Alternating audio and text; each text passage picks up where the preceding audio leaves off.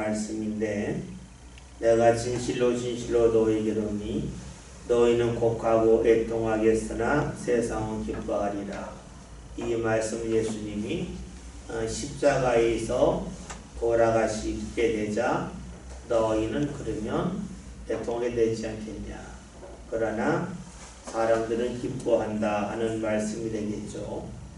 여기서 사람들이라고 하는 것은 예수님을 적대하던 유대 지도자를 말하겠죠. 예수님이 없어짐을 통해서 자신들의 자리가 더욱더 확고해진다고 믿었기 때문이죠. 예수님이 계시면 사람들의 마음이 예수님에게 쏠리니까 자신들의 지도력이 흔들리는데, 사회적인 평판이 흔들리는데, 예수님이 죽게 되면 그 일이 더 이상 이어지지 아니할 것이기 때문이라고 여겼기 때문이죠.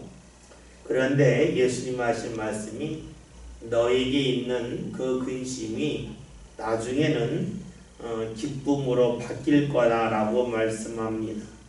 왜 그럴까요? 예수님이 다시 부활하시기 때문입니다. 예수님이 부활하신다고 하는 것은 제자리 볼 때 이런 거가 되겠죠. 하나님의 역사가 예수님에게 더 이상 일어나지 아니하고 끝났다고 여겼는데, 하나님 역사가 끝나지 아니했다고 하는 것이 드러나는 것이 부활이 되겠죠. 또 다른 말로 한다면 예수님이 십자가에 달려 돌아가셨을 때에 제자들은 자신들이 3년 동안 예수님을 따라다녔던 것을 뒤돌아보면서 괜히 했다, 허무하다라고 여겼을 거예요. 그리고 과거는 다 기억 속에 묻어두고 땅 속에 묻어두자라고 여겼을 거예요. 그런데 예수님이 다시 죽었다가 부활하셔요. 그러니까 과거에 행했던 3년 동안의 일이 허무하다고 여겼는데 허무한 것이 아님으로 드러나요. 헛된 줄 알았는데 헛되지 않은 것으로 드러나요. 다른 말로 하면 예수님의 십자가의 죽음까지를 보았을 때는 예수님을 따라다녔던 것이 신앙의 일이 헛되기 때문에 다 묻어둘이라고 여겼는데, 예수님이 부활하시게 되자 이건 묻은 게 아니라 심은 거다 하는 것을 알게 돼요. 우리가 신앙생활 할 때에 내가 주님 앞에 삶을 드리고 헌신하고 또 예비하고 기도했던 것을 무엇으로 보느냐가 상당히 중요하죠. 십자가까지만 본다면 묻은 것이 되겠고, 부활까지 본다면 심은 것이 돼요. 예수님의 말씀대로 한다면 근심하는 데까지만 한다면 그거는 이유가 묻었기 때문이고, 그 근심이 기쁨으로 바뀌는 이유는 묻은 것이 아니라 심은 것이기 때문에 그래요. 우리가 신앙생활 할 때에 아주 간단한 것이지만 우리가 자꾸 잊을 때가 있어요. 내 신앙은 묻는 게 아니야, 심는 거야. 심는다고 하는 것은 농부로 말하면 파종을 하는 것이 되겠죠. 농부는 씨앗을 많이 심는다고 짜증을 내질 않아요. 왜냐하면 심은 만큼 거둘 수 있기 때문에 심는 것을 기쁨으로 여겨요. 그러나 이것을 심는 것이 아니라 묻었다, 쓸데없는 것을 없앴다라고 여긴다면 그 속에는 그 묻는 것이 결코 탐탁하진 않을 거예요. 내가 왜 이런 시간을 보냈을까 하는 것이 되겠죠. 그래서 주님이 하신 말씀은 너희가 근심했으나 얼마 지나지 않아서 기뻐한다. 너희가 가지고 있는 신앙이 묻었다고 여겼던 신앙에서 심었다고 하는 신앙으로 뒤바뀌게 된다 하는 것을 말씀해 주고 있어요. 우리가 주님 앞에 나오는 것을 나 바쁘면 안 해 라고 여기면 그것은 이제 묻는다고 여기는 것이고, 내가 바빠도 해야 돼 하면 심는 것이 되겠죠. 우리가 잘 아는 대로 농부들은 아무리 배가 고파도 우리 감자를 물 때에 씨감자가 있잖아요. 씨감자는 안 먹죠. 농사질 그 감자는 먹지 않아요. 배고프다 그거 먹으면 큰일 나죠. 배가 고파도 안 먹어요. 왜? 심을 거기 때문에 그래요. 마찬가지로 우리가 신앙생활 할 때에 무엇 때문에 못한다 할 때에는 어떤 일이 될까요? 그것은 주님의 일에 대해서 심는다고 하는 신앙을 가지지 못했을 때의 모습이에요. 예수님의 말씀대로 하면 슬픔에 멈추는 사람이 되겠죠.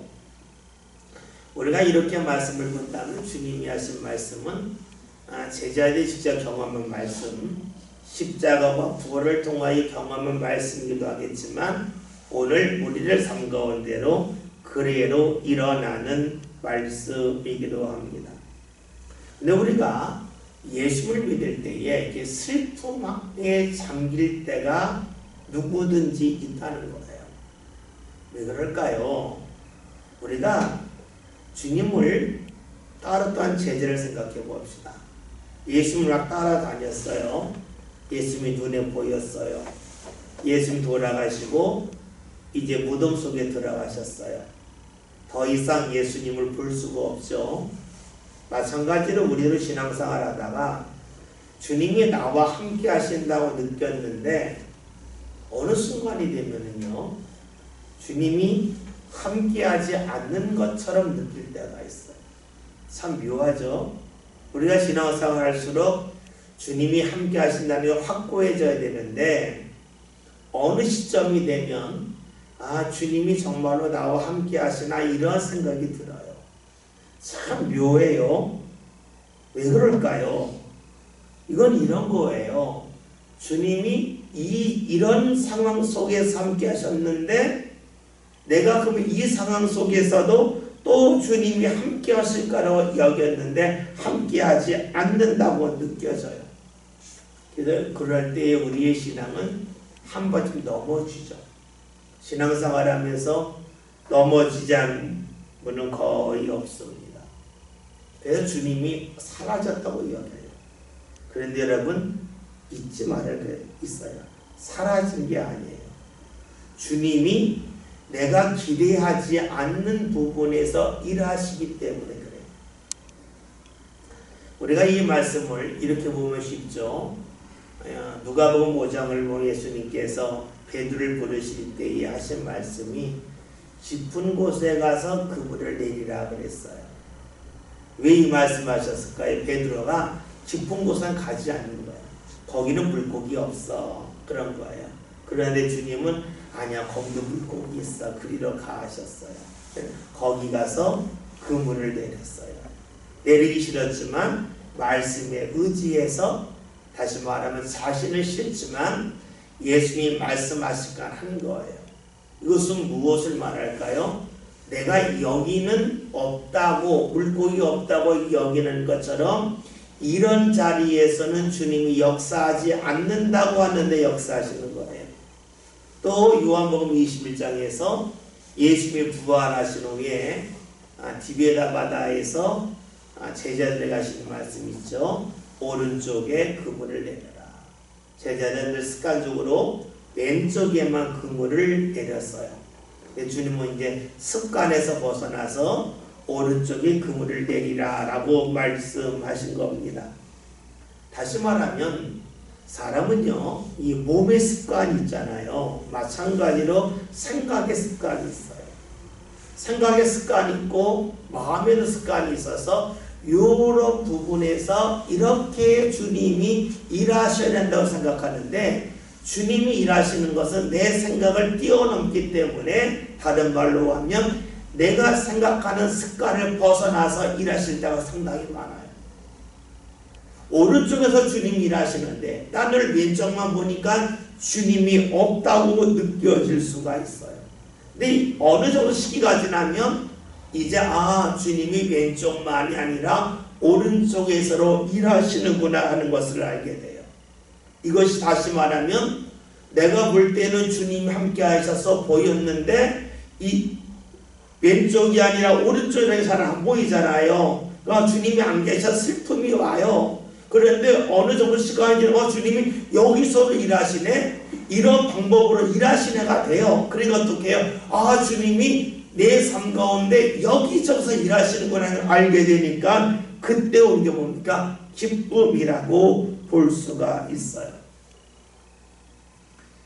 주님께서는 우리에게 원하시는 게 이런 거잖아요. 너희가 신앙의 눈을 크게 뜨면 좋겠다 하는 거예요. 말씀을 기억하면 좋겠다 하는 거예요. 다른 말로 하면 너희가 성장해서 지금까지 보지 못했던 부분에서 주님을 봤으면 좋겠다는 거예요. 그러니까 성장하지 아니하면 주님이 우리를 이끌고 하실 때에 우리의 시선과 주님의 이끄심이 달라져요. 그러니까 없다고 느껴져요. 제자들로 말하면 예수님이 이미 자신이 돌아가신다, 죽는다 여러 번 말씀하셨지만 그 말씀을 기억하지 못하고 자신의 생각 속에 주님을 가다두니까 주님이 없다고 여겨서 슬퍼하지만 나중에 그것을 알면서 기뻐하잖아요. 우리의 신앙도 역시 그럼을 알 수가 있어요. 그래서 우리가 성장한다고 할 때는 반드시 아픔이 있어요. 왜 아프냐? 성장한다고 하는 건 습관을 깨는 거거든요. 생각의 습관, 마음이 가는 습관을 깨는 거예요. 주님이 이렇게 일하셔야 돼. 주님이 이렇게 놓으셔야 되는 그 마음이 깨지는 거예요. 그래야 주님의 하시를 더 넓게 봐요. 그래서 성장을 하려면 반드시 아픔이 있는데 그 아픔은 내 습관이 바뀌는 거예요. 습관이 바뀌는 거 힘들죠. 잘 안 된단 말이에요. 그래서 그 속에 아픔이 있지만 그 아픔을 겪고 나면 기쁨이 온다고 하는 주의 말씀으로 볼 수가 있어요. 또 하나는 관계의 변화예요. 우리가 신앙생활 할 때에 주님을 믿는다고 하는 것은 주님이 모든 것보다 앞선다고 여기기 때문에 믿는 거예요. 만약에 주님이 돈보다 앞서지 못한다 그러면 주님 안에 돈을 믿어야 돼요. 주님이 어떤 학식이 뛰어난 사람보다 못하다고 하면 학식이 뛰어난 사람을 믿어야 돼요. 그러니까 주님을 믿는다고 하는 것은 주님이 모든 부분에 위에 있다는 거예요. 근데 이것은 나와의 관계예요. 다른 사람이 볼 때는 그것을 용납하기가 어려운 거예요. 내가 만나자면 만나는데 그리고 나의 사정을 봐주면서 시간을 맞춰줬는데 어느 날 갑자기 나 예수님 믿고 교회 나가니까 그 시간은 절대로 깰 수가 없어 하고 나오는 거예요. 그러면 그 말을 듣는 사람은 어떤 마음이 들까요? 과거에는 내게 맞춰줬는데 이제 나에게 맞춰주지 않네 하는 마음이 들어요. 그 순간에 들어오는 것이 서운함이죠. 내가 1순위였는데 2순위, 3순위를 밀린다고 하는 것이 느껴져요. 그때 사람들이 어떻게 할까요? 당연히 그렇게 변화된 사람을 인정하지 않아요. 그래서 미움이 와요. 고통을 줄 수도 있어요. 격투기하는 선수들이 이런 말을 해요. 권투하다가 아니면 UFC 같은 거 하다가 이 주먹으로 머리를 팍 맞고 나면은요 사람이 정신이 없대요. 정신이 없는 이유가 뇌가 흔들린다는 거예요. 뇌가 흔들리기 때문에 정신이 없어서 그냥 띵 하고 아무 기억도 없대요. 어떤 일이 일어났는지 그 생각이 안 난대요. 그런데 일정 시간이 지나고 나면 내가 왜 여기 있지? 왜 그렇다는 거예요. 왜냐하면 뇌가 흔들렸기 때문에 정신을 못 차리는데 일정 시간이 지나면 자리 잡는다는 거죠. 저는 우리가 신앙생활 할 때에 믿지 않는 사람과의 관계로 그러하다고 봐요. 우리가 주님을 믿고 주님을 앞세운다 그럴 때에 이것을 보는 사람은 마치 머리 안에 탁 얻어맞은 것 같아요. 그러니까 탁 흔들리면서 왜 이럴까 하지만 일정 시간이 지나면은 돌아와서 제대로 보고 인정하는 할 수가 있겠죠. 오늘 주님께서 주시는 말씀이 너희가 슬퍼하지만 얼마 지나자 슬픔이 기쁨으로 바뀐다 하는 것을 말씀해 주고 있습니다. 주님을 따랐던 것이 인생에 묻어둘 일이 아니라 그것은 아름답고 복된 것을 심은 거라고 하는 것을 알게 될 거다 하는 말씀을 해주고 계시지요.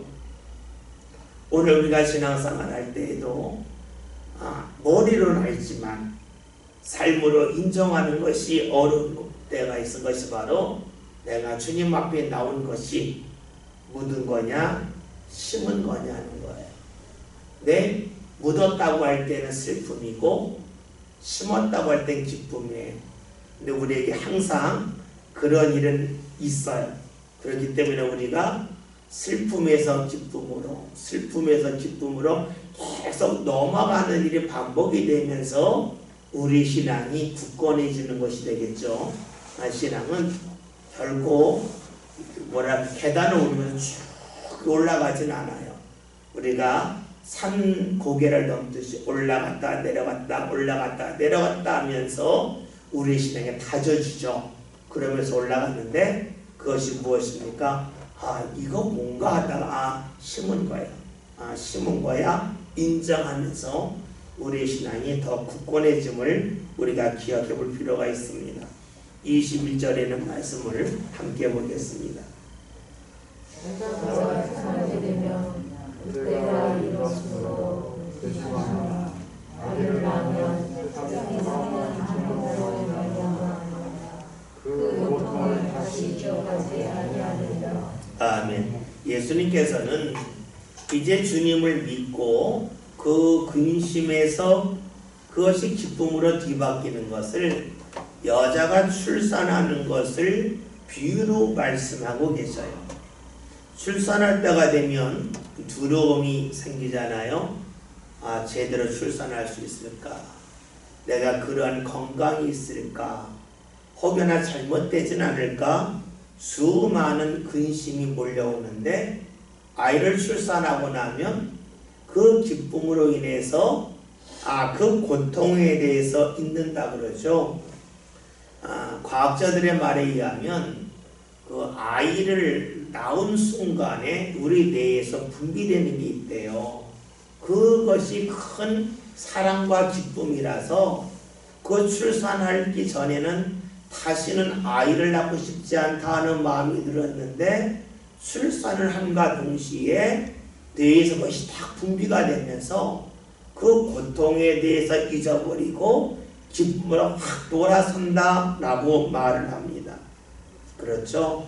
고통이 있지만 그 고통을 뛰어넘을 만한 기쁨이 있을 때에 그 고통은 잊어지게 되어져 있습니다. 우리가 예수를 믿을 때에도 어려움은 있습니다. 어려움이 없이 예수를 믿는 사람은 없죠. 그러나 어려움과 근심이 있지만 이를 뛰어넘는 주의 은혜가 있음을 우리는 신앙을 통하여 경험할 수가 있고 그것을 소망하는 사람이 계속해서 주를 믿고 따를 수가 있습니다. 우리는 사도행전 7장의 말씀을 보면 스데반이 순교하는 장면을 봅니다. 그가 돌에 맞기 전에 얼마나 큰 두려움이 있었겠습니까? 사람들이 스데반을 한가운데 두고 다 돌을 잡고 던지려고 하는 순간에 얼마나 큰 공포가 있었겠습니까? 그런데 그 순간에 스데반은 하늘이 열리고 하나님 우편에 계신 예수님을 보게 됩니다. 그러자 그가 주님 앞에 기도를 하죠. 주 예수여, 내 영혼을 받아 주옵소서. 그리고 무릎을 꿇고 기도하기를 주여 이 죄를 그들에게 돌을 던지는 사람에게 돌리지 말라고 합니다. 그러자 사람들이 막 돌을 던지기 시작을 하죠. 두려움이 있었어요. 그러나 그 두려움 속에서 하늘이 열리는 그리고 주님을 보는 그 은혜를 경험하면서 스데반은 자신을 위해서 다른 사람을 위해서 기도합니다. 이것은 근심을 넘어섰다고 하는 것이 돼요. 사실 사람은 근심하게 되면 자기에게 집중을 하죠. 근심하면 다른 사람이 잘 보이지 않습니다. 우리 옛말에 3일을 굶으면 다른 사람의 집을 다 넘는다고 합니다. 이 말이 무슨 말일까요?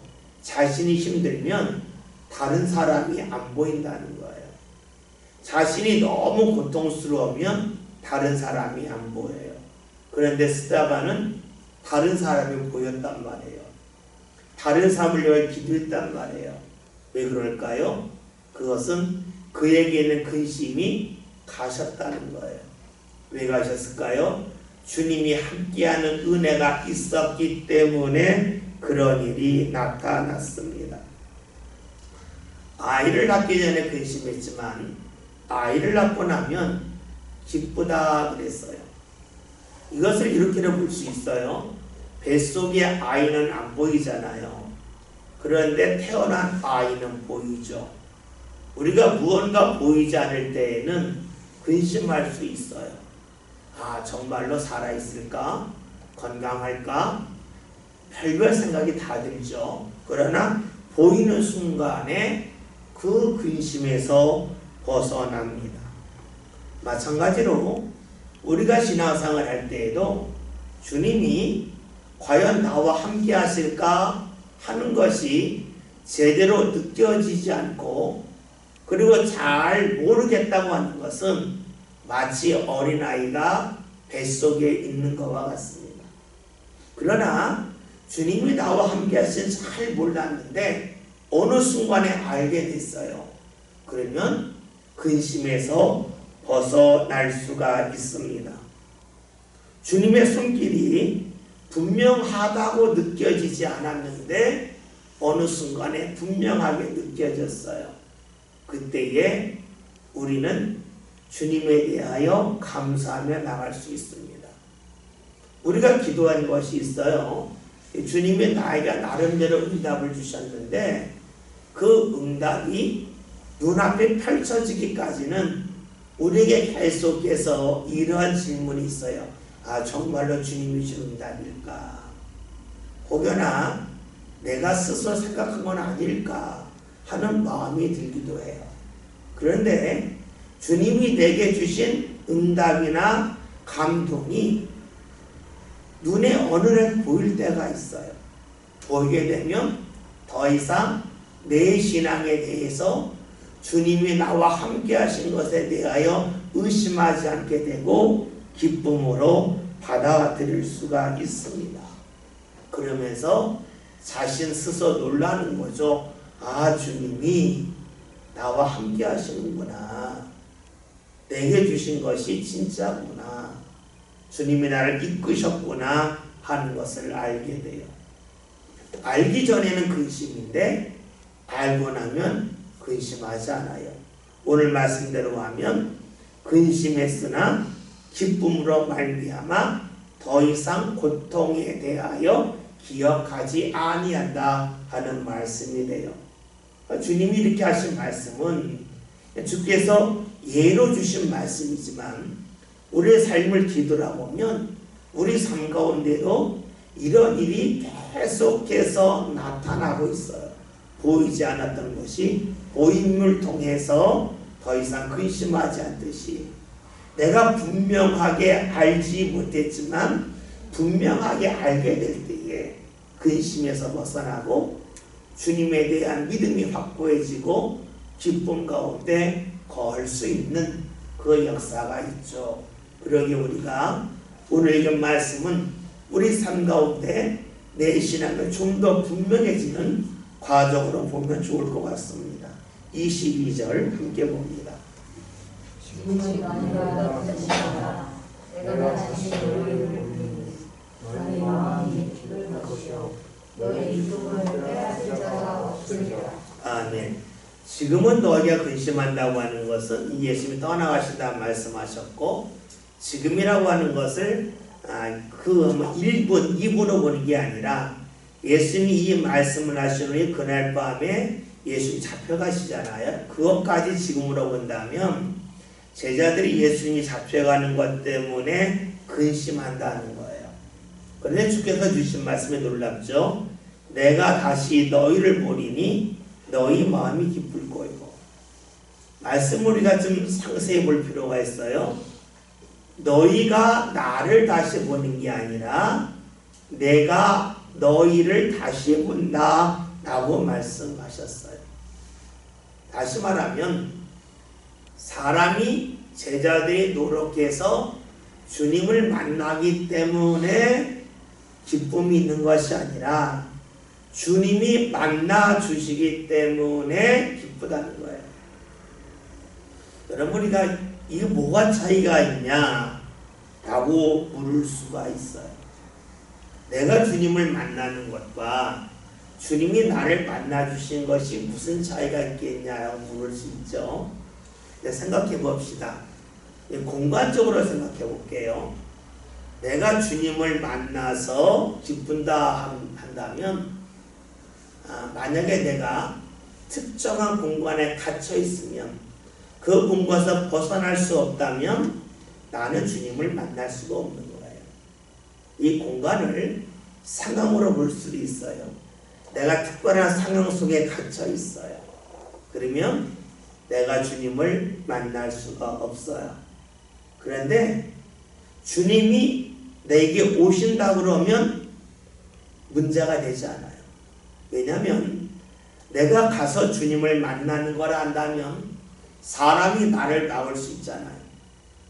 그러나 주님이 움직이시면 사람이 막을 수가 없어요. 따라서 내가 주님을 만나서 기쁘다라고 말한다면 다른 사람이 내가 주님을 만나는 것을 또 특별한 공간과 상황이 그것을 막을 수가 있어요. 그러나 주님이 오시는 거라고 하면 주님이 하시는 일을 사람이 막을 수는 없죠. 요한복음에서는 이를 말씀해 줘요. 우리가 요한복음 20장을 보면 부활 후에 제자들이 다 두려워하잖아요. 왜냐하면 예수님이 부활했다는 소식도 들었지만 그것이 진짜인지 아닌지 모르는 거예요. 왜냐하면 단지 예수님의 무덤이 비어있다는 것만 알지 예수님을 직접 본 게 아니잖아요. 그러니까 별별 상상을 다 했을 거예요. 혹시 누가 정말로 시증처럼 건 아닌가. 혹여나 자신들도 예수님처럼 죽는 것은 아닐까 두려워서 제자들이 한 방에 모여서 문을 꽉 잠가놨잖아요. 사람이 들어올 수 없게 막아놨어요. 그런데 그곳에 예수님이 나타나셨어요. 사람이 들어올 수 없는 자리에 주님이 들어오셨어요. 그러면서 제자를 만나주셨고 오늘 말씀처럼 제자들이 기쁨을 얻을 수가 있었어요. 그러니까 22절의 말씀처럼 너희 기쁨을 빼앗을 자가 없다는 거예요. 우리가 주님을 만나는 거라면 막을 사람이 있고 그것을 못하게 할 수는 상황이 올 수가 있어요. 그러면 우리가 얻을 기쁨은 없어질 수 있어요. 붙잡지 못할 수가 있어요. 그런데 내가 너희를 다시 본다 하는 것은 주님이 오신다는 거예요. 주님이 본다는 거예요. 근데 주님이 하시는 것을 사람이 막을 수가 없어요. 이것은 무엇을 말할까요? 주님은 어디든지 오실 수 있기 때문에 내가 특별한 공간에 있다 할지라도 특정한 상황 속에 놓였다 할지라도 주님은 나를 만나러 오셔서 내 마음에 기쁨을 주시는 분임을 알 수가 있습니다. 성경은 너희가 힘써서 주님을 만나라고 말씀하시지만 우리가 주님을 만나는 것은 어떤 주님을 만나는 내게 찾아오신 주님을 만나는 거예요. 내게 찾아오지 않았는데 내가 특정한 장소에 가서 노력해서 주님을 만나는 게 아니에요. 그러기에 우리의 신앙은 내 삶이 어떠하든지 간에 문제되지가 않아요. 주님이 찾아오시기 때문에 그래요.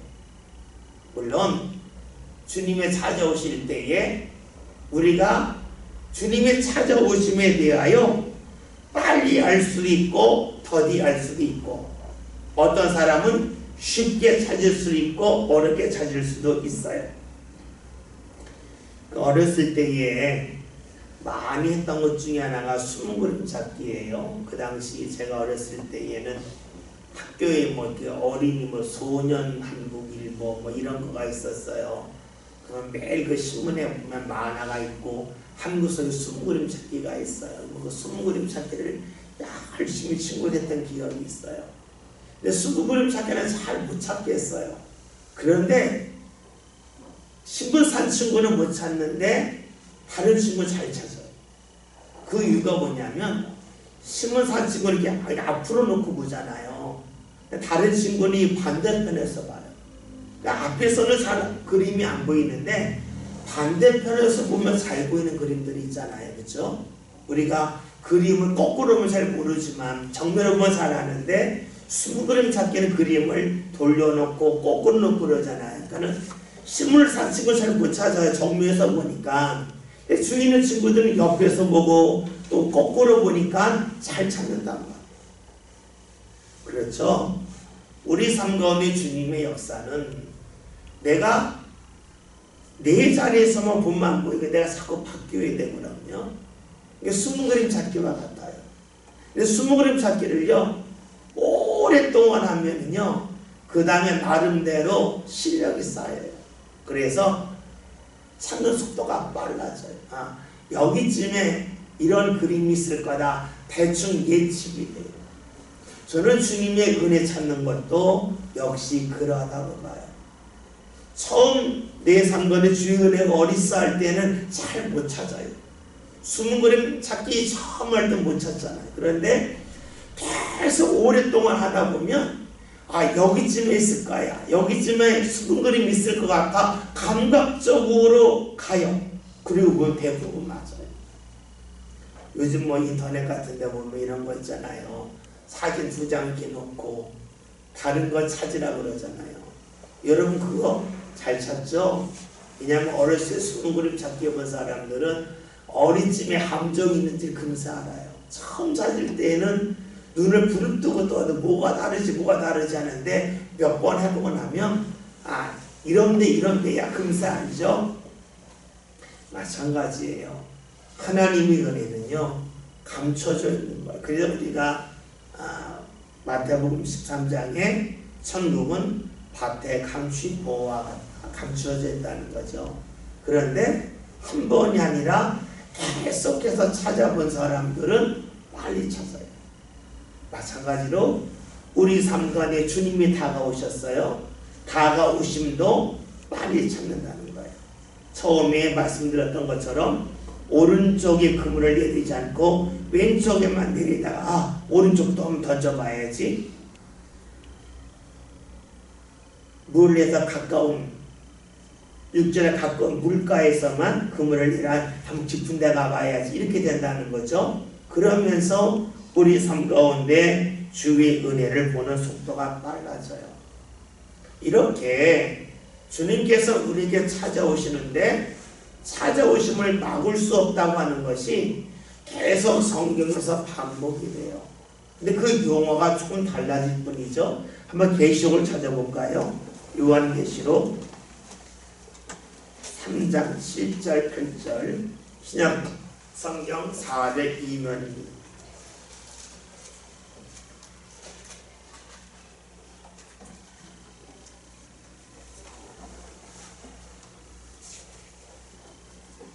예, 402면 요한계시록 3장 7절 8절 다 함께 읽겠습니다. 빌라델비아 교회의 사자에게 편지하라. 거룩하고 진실하사 다윗의 열쇠를 가지시니 곧 열면 닫을 사람이 없고 닫으면 열 사람이 없는 그가 이르시되 볼지어라 내가 네 앞에 열린 문을 두었을 때 능히 닫을 사람이 없으리라. 내가 네 행위를 아노니 네가 작은 능력을 가지고서도 내 말을 지키며 내 이름을 배반하지 아니하였도다. 아멘. 주님이 어떤 분이에요? 열쇠를 가지셨는데 열면 닫을 사람이 없고 닫으면 열 사람이 없는데 내가 네 앞에 열어두었다는 거예요. 다시 말해 주님이 찾아오시는데 찾아오신 것을 막을 사람이 아무도 없다. 그리고 내가 찾아오는데 네가 나를 받아들이면 오늘 22절의 말씀처럼 너희 마음이 기쁠 거고 그것을 빼앗을 사람이 아무도 없다라고 말씀합니다. 우리가 시편 1편에서 복 있는 사람의 특징이 시냇가에 심은 나무와 같다 했는데 시냇가에 심은 나무의 특징은 철을 따라 열매를 맺는다 라는 말씀이죠. 철을 따라 열매를 맺는다는 말씀은 겨울에도 열매를 맺는 것이 있고 가을에도 봄에도 여름에도 있다는 거예요. 이걸 또 다른 말로 하면 사람들이 볼 때는 열매가 없다고 여기는 때에도 열매가 있다는 거예요. 그것을 얻는 사람이 복 있는 사람이다. 그 사람이 어떤 사람이에요? 사람들은 문이 닫혔다고 하는데 주님께서 닫힌 게 아니라 나는 사람이 닫아놓은 문 안으로 들어갈 수 있다 하시는 거죠. 그러니까 너에게 열매가 있다, 너에게 기쁨이 있다라고 말씀하죠. 그러게 우리가 성경에 있는 말씀을 보면 바울이 옥에 갇혔어도 주님을 찬양할 수 있고 감사할 수 있는 이유가 주님이 오시기 때문에 그런 거예요. 사람은 못 오는 자리에 주님이 오시는데 오늘 22절의 말씀처럼 너희 마음이 기쁠 거다. 주님이 오심을 통해서 우리 마음에 기쁨을 주시는 역사가 나타남을 말씀해주고 있습니다. 그 다음에 23절에 있는 말씀을 함께 보겠습니다.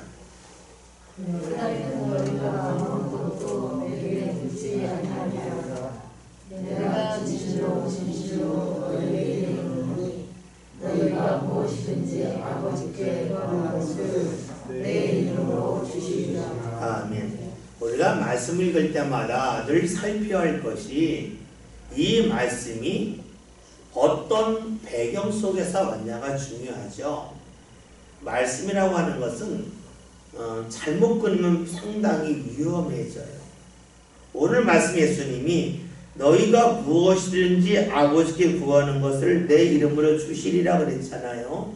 그러면 우리는 이 말씀도 주님 저기 의자 주세요 뭐 이렇게 할 수 있어요. 예전에 주용기 목사님이 이런 설교 많이 하셨어요.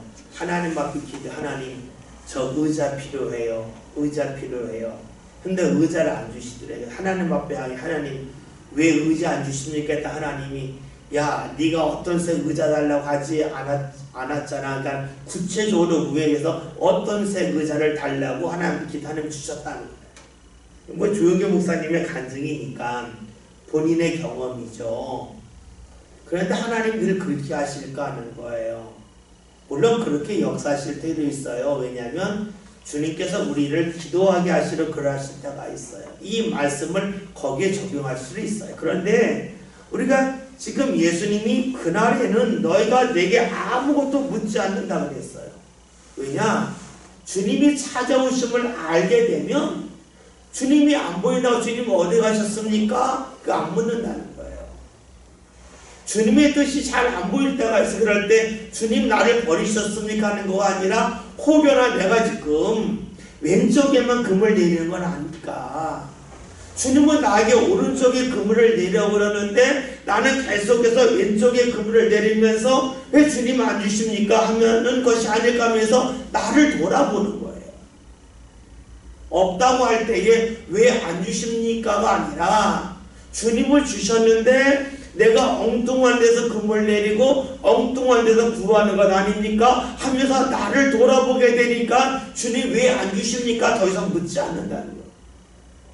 주님은 주셨는데 내가 지금 잘못된 곳에 눈이 가 있는 건 아닌가 하면다는 거죠. 여러분, 그래서 주님이 내게 찾아오셨음을 믿는다면 무엇을 구할까요? 주님 만나는 것을 구하겠죠. 주님이 찾아오셨는데 내가 주님이 어디 계신지 몰라요. 내게 마음의 기쁨을 주시는 분이에요. 그러면 주님이 내게 찾아오셨을 때에 주님을 내가 만나지 못하면 주님 어디 계세요? 주님 만나고 싶어요. 이런 기도가 앞서겠지. 주님 빵 주세요. 차 주세요. 이런 기도 안 할 거 아니에요. 그러니까 오늘 말씀에서 너희가 무엇인지 아버지께 구하는 것은 주신다 그랬는데 뭘 구하겠어요? 이 정도 상황이 있는 사람이라면 주님이 함께 하심을, 주님의 인도하심을 구하지 않겠어요? 그러니까 이 말씀이 너희가 주님의 이름으로 뭐든지 구하면 다 주신다 할 때에 그 너희는 욕심에 차 있고 자기 주장이 가득 찬 너희가 아니라 주님이 함께 하심을 알고 경험하는 너희죠. 근심했으나 기쁨을 경험했던 너희죠. 그리고 주님이 내게 찾아오시는데 이것을 그 누구도 막을 수 없음을 경험한 너희가 되겠죠. 우리가 신앙의 사람에 따라서 그리고 그 사람이 신앙의 순위에 따라서 구하는 것은 달라져요. 근데 이 말씀은 욕망에 가득 찬 사람에게 주시는 말씀은 아닌 것이 되겠죠. 여러분 그렇잖아요. 여러분이 자녀들에게 야, 너 먹고 싶은 거 다 먹어. 뭐든지 사줄게. 그 말 할 때에 그러면 요것도 사주세요. 그렇게 말하는 자녀는 없겠죠. 철이 났다 그러면 내가 뭘 구해야 될지는 아는 거예요. 여기서 너희라고 하는 것은 철이 없는 신앙의 사람이 아니라 신앙에 철이 난 사람, 주님을 경험한 사람, 주님이 다가오심을 경험했고 그것이 가장 중요함을 아는 사람에게 무엇이든지 구하라는 거예요. 당연히 구할 것이 주님 만나게 해주세요가 되지 않겠어요? 내게 오신 주님 만나게 해주세요는 거가 될 거예요. 그러면 이 말씀은 이렇게 쓰여져 있지만 실제적으로는 너희 삶 가운데 주님이 다가오심을 믿고 주님을 만나고자 기도한다면 만나 주신다는 말씀으로 볼 수가 있어요. 우리가 말씀을 읽을 때에 앞뒤를 뚝 잘라서 이 본문을 가지고 구하면 다 주신다. 그런데 구했는데 안 주셨다. 왜 안 주셨을까? 너가 기도를 조금 했기 때문이다. 뭐 이렇게 몰아간다든가 네가 기도할 때 집중하지 않았다든가 한다면 문제가 되겠죠. 우리 말씀이 어느 배경 속에서 어떤 상황 속에서 누구를 대상으로 말씀하셨는지를 살펴볼 필요가 있을 겁니다. 그래요. 우리의 신앙은 근심이 있습니다. 그러나 그 근심이 변하여 기쁨이 됩니다. 근심했던 이유는 주님이 내게 오셨지만 알아보지 못했기 때문입니다. 알아보지 못한 이유는 믿음이 없기 때문이 아니라 믿음의 습관이 자리 잡혀서 고정적인 것만 보기 때문에 그렇습니다. 그런데 성장하는 것은 보는 게 많아지는 거예요. 보는 게 많아지는 성장은 습관이 깨지는 거예요. 습관이 깨지는 것에는 반드시 아픔이 있어요. 그리고 그 아픔을 겪고 지나고 나면 넓어지니까 많이 보게 돼요. 기쁨이 돼요.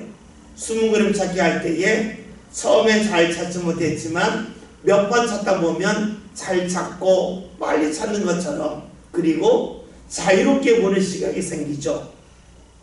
처음에는 숨은 그림을 돌려놔야만 보는데 나중에는 앞에서도 보지만 거꾸로 보는 시각을 가져요. 그러면서 빨리 찾아요.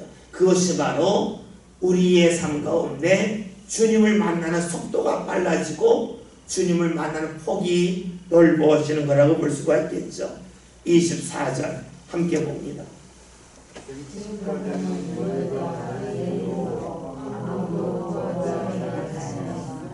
구하라 그리하면 받으리니 너희 기쁨이 이 말씀도요, 예수님의 이름으로 지금 기도하지 않았다 이렇게 읽을 수도 있어요. 그러나 때로는 제자들이 예수님의 이름을 부른다고 할 때에 그 이름이 근심 속에서 기쁨으로 바뀐 후에 부르는 이름은 달라져요. 이름을 똑같이 부르지만 그 만나는 부르는 이름의 대상을 아는 정도에 따라서 부를 때의 마음이 달라져요. 이런 거 있잖아요. 남자들이 이 세계에서 있는 건데, 군대에서 마침 자기가 더 직급이 높았고 아래 있어서 군대 제대한 다음에 군대를 생각하고 무슨 일병 무슨 상병하면서 막 이렇게 함부로 대할 때가 있잖아요. 근데 알고 봤더니 군대 때 몰랐는데 새로 알고 봤더니 이 사람이 내가 다니는 회사에서 나보다 더 높은 직급이 있다 하는 걸 아는 순간에 이름을 똑같이 부르지만 부를 때 마음이 달라지잖아요. 그렇죠? 그거와 같아요. 그러니까 우리가 제자들이 예수님의 이름으로 아무것도 구하지 않았으나 이제 구하라 하는 말씀은 주님의 이름을 진짜 구하지 않았다는 것도 되겠지만 주님을 잘 알지 못하는 가운데 구했으나 알고 구하라는 말씀이 되는 거예요. 오늘 우리가 하나님 앞에 기도할 때에도 하나님에 대해서 잘 알지 못할 때는 왜 안 주셔요? 왜 안 주셔요? 이렇게 원망 속에 하겠지만 하나님을 알게 되면 주님 주셨는데 제가 왜 못 받을까요? 왜 제 눈이 주님이 원하신 쪽으로 가지 않을까요? 왜 제 생각이 주님이 원하신 쪽으로 가지 않을까 하면서 방향이 바뀌면서 받게 되겠죠. 그러니까 똑같이 하나님을 부르지만 그 하나님에 대한 생각, 마음, 믿음이 달라지면서 기도하게 된다. 그러면 받게 된다 하는 말씀으로 보면 좋을 겁니다. 오늘 우리 신앙은 성장을 원해요. 성장은 보지 못했다는 것을 보는 거예요. 그 속에는 아픔이 있어요. 성장하면 성장할수록 이제 구하는 게 달라져요. 왜 안 주셔야가 아니라 제가 왜 못 받을까요? 제가 어디에 집중해야 될까요? 제가 어떤 마음을 가질 이게 바뀌겠죠. 그러면서 우리의 구함이 달라지고 주님의 인도함을 받게 해달라는 기도로 우리의 기도는 몰아가게 될 것이고 그런 기도에 주님은 응답하신다고 하는 것을 말씀해 주고 있습니다. 저와 여러분이 주님을 좀 더 경험해서 내 삶 가운데 감춰져 있는 숨은 그림 찾기와 같은 주의 은혜를 발견하는 속도가 더 빨라지는 믿음의 성장한 모습이 저와 여러분의 삶 가운데로 나타날 수 있기를 주의 이름으로 기도합니다.